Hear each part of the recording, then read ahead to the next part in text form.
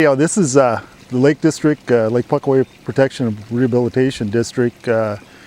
Wound up building a hatchery this year because Walleyes for Tomorrow took their hatchery out of here. So the board members saw a need for this hatchery, so we wound up, Phil Malzak from Arrowhead Campground wound up donating us a trailer, and then through a whole lot of work from volunteers, we wound up putting on a new roof, put on a new floor, and then we started working on the inside. We hauled the trailer back over to the North Shore, and Mick Masters did all the inside plumbing on it.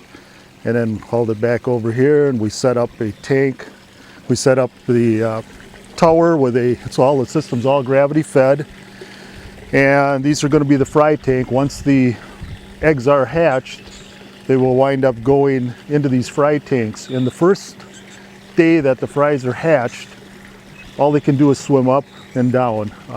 Can't move right or left, they just swim up, and then they just settle back down again. So these are gonna be a whole lot, it's gonna be a whole lot better with these hatchery tanks for fry survival. The fry are gonna be able to swim left and right, and they'll stay in these tanks for probably 3 days, and then DNR is gonna do an OTC marking, and basically what that is it's a dyeing. And I don't know if you're familiar with the sheephead, they always have what we used to call lucky stones. Well, all the fish have that little bone in there. And of course the walleye's a whole lot smaller than what you see in sheephead, but it puts a dye mark on that bone. And they wind up going back in the fall shocking, and they can tell whether it was produced out of the hatchery or produced natural.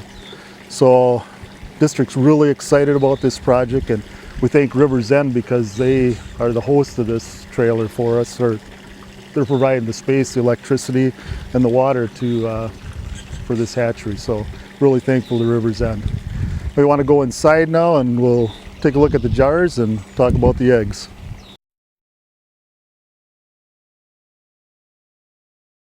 Put 2 males into there, and then we milk about 3 or 4.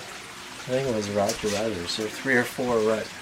Yeah, we had 3 or 4 females. Females, and then actually put a couple male, and we milked the males on top of that, and then we mixed. Added some water. And then we have a clay mixture that gets dumped in with that, with the water, and the clay actually helps eggs from not sticking together. Just a bonding agent, all it is. Yeah, well, it kind of puts a sediment on everything to keep the eggs separated. So, okay. And I then got it.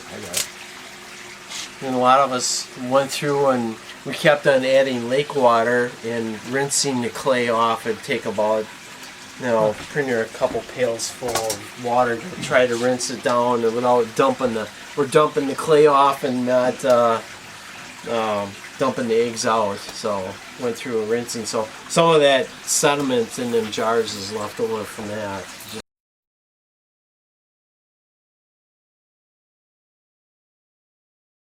21 days using well water. We did put a recirculate pump in there. We're hoping to pick up a few degrees and hopefully get them out of here in a little over 2 weeks.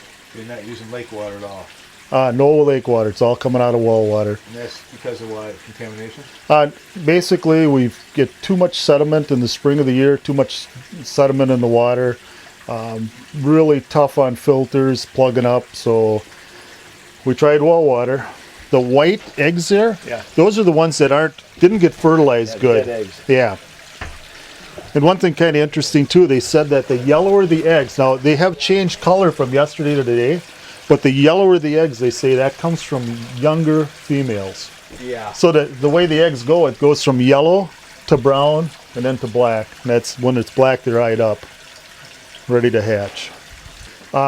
The district has just put some funds aside for 20 transmitters, and Dave Bartz and Dave Painter were putting in those transmitters. I believe they have 1 transmitter left to put in, and what those will do is we can record the fish's movements.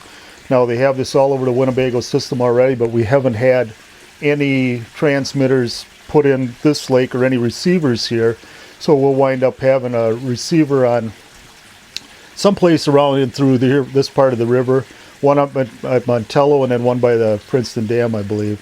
And so we'll be able to, it'll ping every time a fish, passes it, and the numbers are all recorded. So we'll know exactly where these fish go and where they migrate to. So something the district felt was important to, actually know what's going on.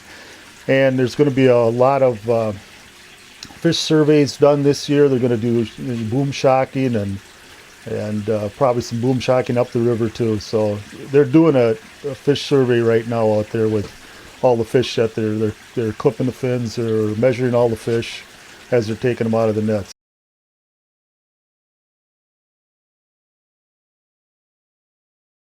Can never thank the volunteers enough.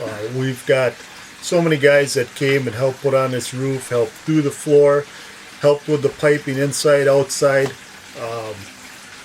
Volunteers are great, and they what makes an organization healthy.